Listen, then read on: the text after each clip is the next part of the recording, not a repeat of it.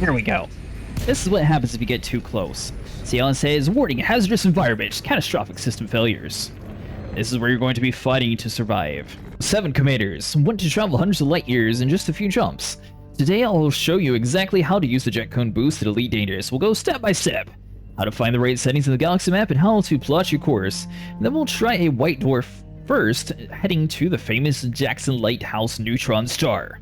So first off, let's head over to our galaxy map. That's the one panel that opened up the one on the left. Head over to the galaxy map. Now from here, we're going to plot our course to the Jackson Lighthouse. So if you just type in Jackson, it'll be found in the list right here at the very bottom.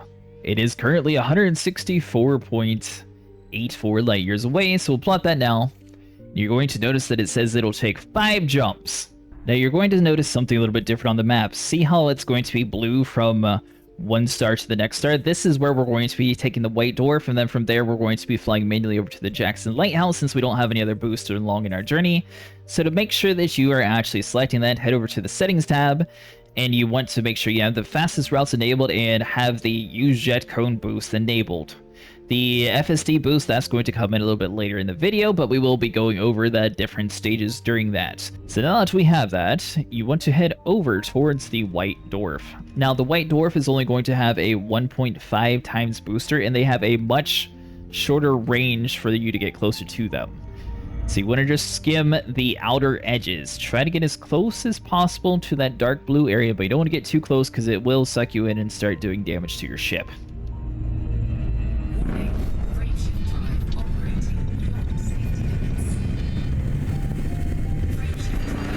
And then as soon as you get frame shift drive, that's when you want to get out of the cone as best as possible here.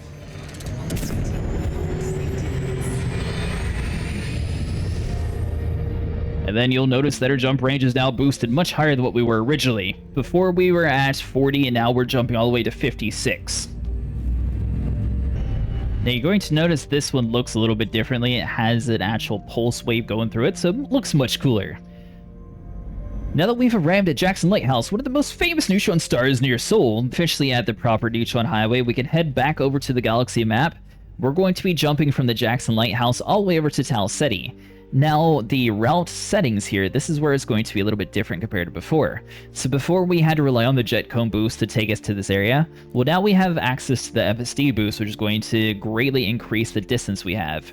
You're also going to notice that, like for example, if you kept it, let's see, clear route, let's just do the normal, plot this. How it will take 2 jumps. It's still much further away because it's taking into account that we would have a little bit of a boost there. But basically we have economy mode, which is stage 1. We have the balance mode stage 2 and the aggressive mode stage 3. Economy is rarely going to bump into Neutron Highway, but it is safer. Balance is sort of an in-between of everything, perfect for a ship with about 40 light year jump range. And aggressive, that's where it chains every jet possible, fastest, but it damages your FSD closer, which is why you need an AFMU. Or this video that will be keeping it on at least stage 2.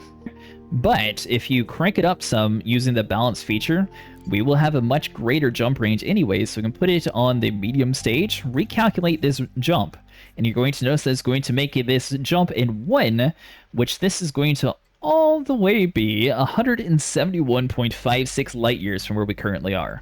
And we're going to be able to do this in a ship that originally has a jump range of 40.52, which is a massive increase from what it normally is.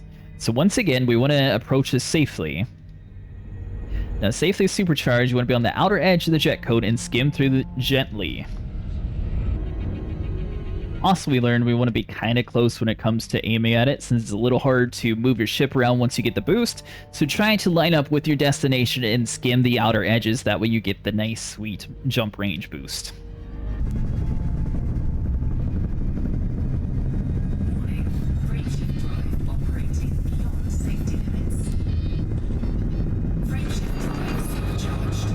Perfect. So you can actually boost out of the area as soon as you get charged. That way you're able to aim it a little bit easier.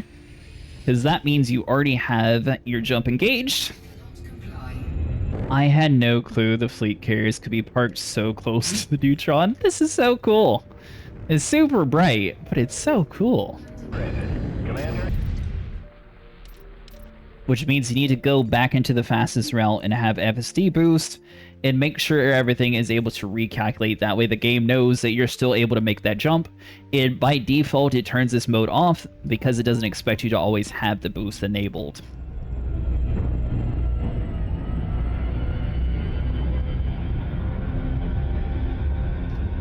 So as you guys can see, now since we have the boost, we can jump all the way over to Bohr in 2 jumps. Bohr is going to be 152 light years away. I was originally going to go to Tau Ceti, but I don't have enough fuel inside of this ship for that kind of jump. So we'll do a 150 light year jump in a 40 light year ship, and then we'll go from there. Now, obviously, if you're in a Mandalay or a ship that you have like a Guardian FSD booster, you'll be able to squeeze it out a little bit more. I actually have a bare minimum, like everything stock build on this Phantom that I was just flying around in this video, because I wanted to see what the average experience would be if you didn't have any engineering at all on your ship. I barely used any fuel. What do you mean I could have done the Tau Ceti jump? That makes no sense. Unless I had like the wrong setting in the jump or something? But yeah, that barely used any fuel. Very weird. But yeah, so if you accidentally get too close to the Neutron Highway or White Dwarf, it will knock you out of your jump and it'll act like you got too close to the planet. It'll start damaging you slowly, so don't freak out. Just make sure you point away from it and jump as soon as you're able to away from that zone. So you want to be clicking K, that way you don't have to like aim at a star. As soon as you get far enough away, you re-enter along the outskirts, get your boost on, and then it'll allow you to jump all the way across the world. I hope this guide helps you guys learn how to use the White Dwarfs and the Neutron Highway. If it did, Commanders, make sure you guys leave a like and subscribe, and I'll see you guys in the next one.